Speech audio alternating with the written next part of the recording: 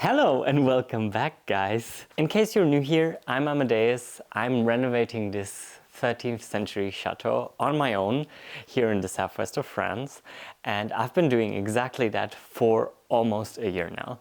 So I thought it's time to do a quick recap of the year, because my 2023 was just about as crazy as a year can get.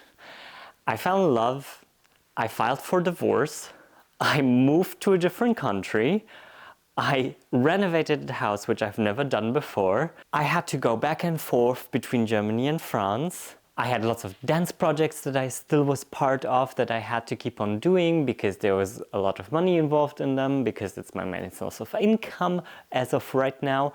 I've opened up a B&B business here in the chateau.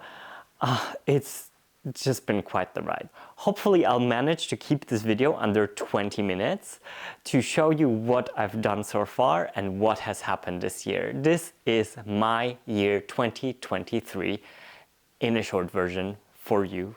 Let's start. Living in the house that you're working at means basically living on a construction site. And on a construction site, what you mostly do is you solve problems. You solve problems and then you learn new skills. And that's basically what I have been doing the past 12 months. I have put up walls, I have laid down floors, I have laid out electrics in the house, all through the guidance of my dad, who has a lot of experience and is trained in all of this. I have used my favorite tool over and over again, and if you have been part of my journey so far, you would have known what that tool is. Yes, it is the nail gun.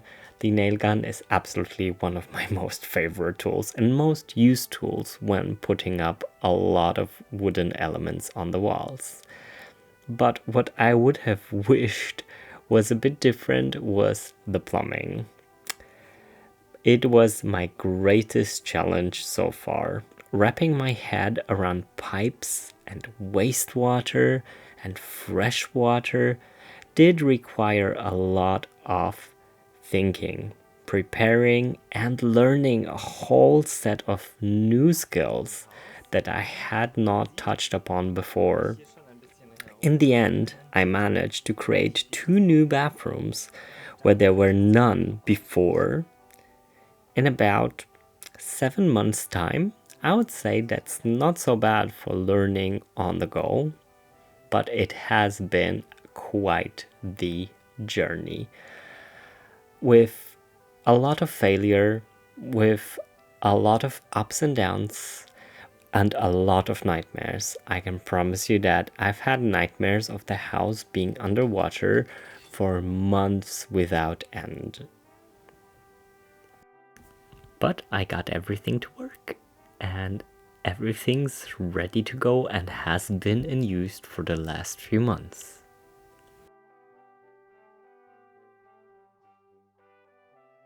So the first thing that actually happened was I fell in love. Pretty much out of the blue. I mean, not completely out of the blue. I was married, let's face it. I was unhappy in that marriage, and it's got nothing to do with my ex-husband. It's got a lot to do with me and how I am as a human, how I interact with other humans, how I see myself in a relationship. And I had to reevaluate all of this and came to the conclusion that I basically reached a point where I was between a rock and a hard place, and there wasn't a way out of there anymore. I was so stuck in this not saying out loud what I was feeling, how I was feeling in certain situations, that I felt completely blocked. And for me personally, there was no way out of this anymore in this relationship. Then I met my current boyfriend, And I don't know, it was totally different. It was like a world opened up to me of communication, of having a relationship that is very equal and that is so loving and so kind. Don't get me wrong, I really don't want to put down my ex-husband, because I'm on good terms with him, and it's got nothing to do with him. It's got a lot to do with how I interacted within that relationship and within this old relationship. And I grew so much through that, through actually seeing where some problems might lie. So yeah, that was a big step to realize. And my current boyfriend, I always say he's not the one, because he's not the one, he was the trigger. It was not that I was super happy and suddenly he came in and I wasn't. He just came I think at a good time for myself to know, oh, there's this out there, and there's this person that actually, like, I feel so natural and so good with and so at ease. So yeah, I'm really thankful for having him in my life. I'm very, very thankful for meeting him and for this huge change of suddenly divorcing. And we're still in the process of divorce. In Germany, it takes a year. So it also does something to you, like, emotionally. But we're on speaking terms, so everything's fine. We're communicating. So yeah, that was quite intense, quite an intense start to the year. I went to Germany in February, stayed literally 10 hours in Germany, and then drove back because everything went down in like 2 hours and everything exploded in my face. And then the only option was like, okay, I'm leaving back to France. And that was the moment that I decided I was going back to France. I was going to go all this way back. It was scary, but in retrospective, it was the best decision I took. I'm not regretting it at all, and I'm really happy to.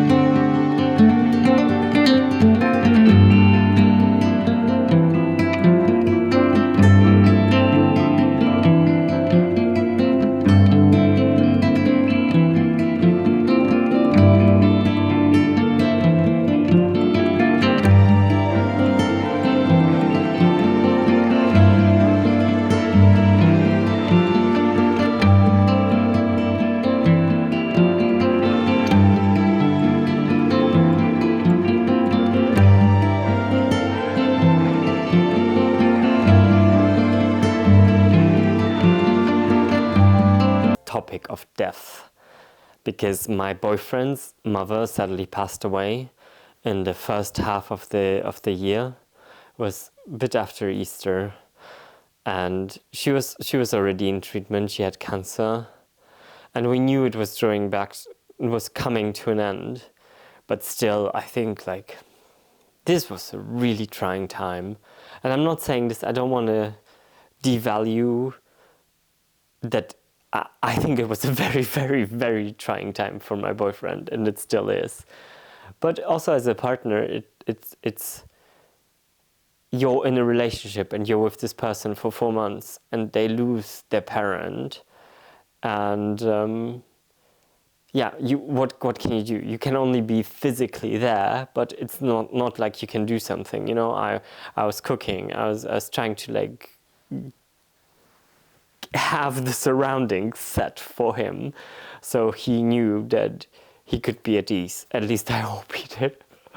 But yeah, it was really tough for him, and yeah, losing someone you love is never easy. So that was our big encounter with death this year, which made also like things go into perspective. Also for me very personally, because I'm an immigrant kid. I don't have much of a family. I have my parents. My parents are in Germany. We're immigrants from Poland. And so once they have passed away, I will have literally no one. And that thought sometimes scares me. But yeah, I think it's about dealing with it and dealing with all those emotions and kind of getting to terms with it. So yeah, I just wanted to briefly touch upon this because it's a very sinister topic. So, but it's also part of life. So it's absolutely normal to talk about it, I think. One of the biggest changes on the outside was actually renaturalizing the garden. I don't even know if that is a word, but yeah, bringing back life and nature. The whole plot was filled with gravel and had those stone plates everywhere. So, in a tedious job throughout weeks and weeks in the early spring, actually I started end of February, I started lifting off those plates and making the space in front of the house smaller. At the same time, I increased the space that I had in the open barn. The open barn housed a swimming pool before. I took out that swimming pool with the help of friends already in December, but by then I was left with lots of wood and lots of other stuff that I recycled to then make a wooden deck and create a beautiful open barn, open space kind of living room on the outside that was very much used by me, my friends, my family, and my guests who were staying with me at the B&B.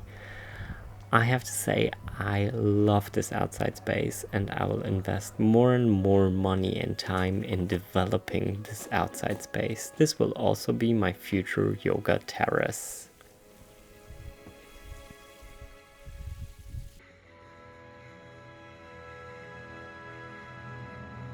Who would believe it? I set up my own business here in France.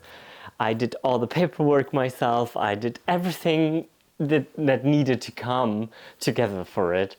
And actually I managed. And I can't believe that I'm sitting in one of the guest rooms and I've had guests during the summer and everybody gave good reviews. Everybody was happy, and I'm just really delighted and very thankful for having had this opportunity and for learning so incredibly much throughout the course of this year when it comes down to handiwork.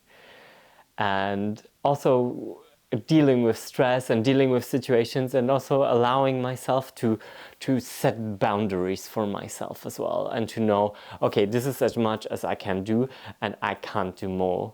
And because I'm just alone, that's it. It's like if I run a business and I need to take care of guests, I can only do it under certain circumstances, because I also need to watch out for my own health and well-being and try and see to make it all work. As you can see, this year has been a marathon and it's been mad, and all I've taken was 1 week of vacation. I just really need a rest. So that's why I decided to close down the chateau for the rest of the year until the beginning of next year. Because I really just need to rest. I really need to focus on me and my well-being.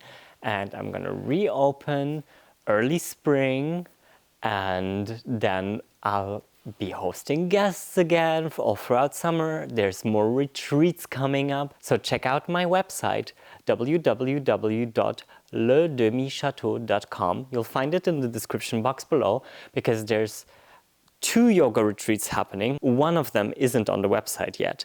The other one is, both in English, so there's only a limited amount of spaces that I have for these retreats, and there's also going to be a vegan cooking retreat with me. I hope you enjoyed this video, and if you did, I would be delighted if you would leave a like on the video, if you would share it with someone who might also like it, and comment if you have anything to say. Subscribe if you'd like to follow my journey. Don't forget that we have Vlogmas coming up, and I have a ton of things that are going to happen during Vlogmas. I am planning to do a lot of extras, so keep an eye out for that. And all that's left to say is à bientôt et au revoir from the southwest of France. Bisous, and I will see you next week. Bye!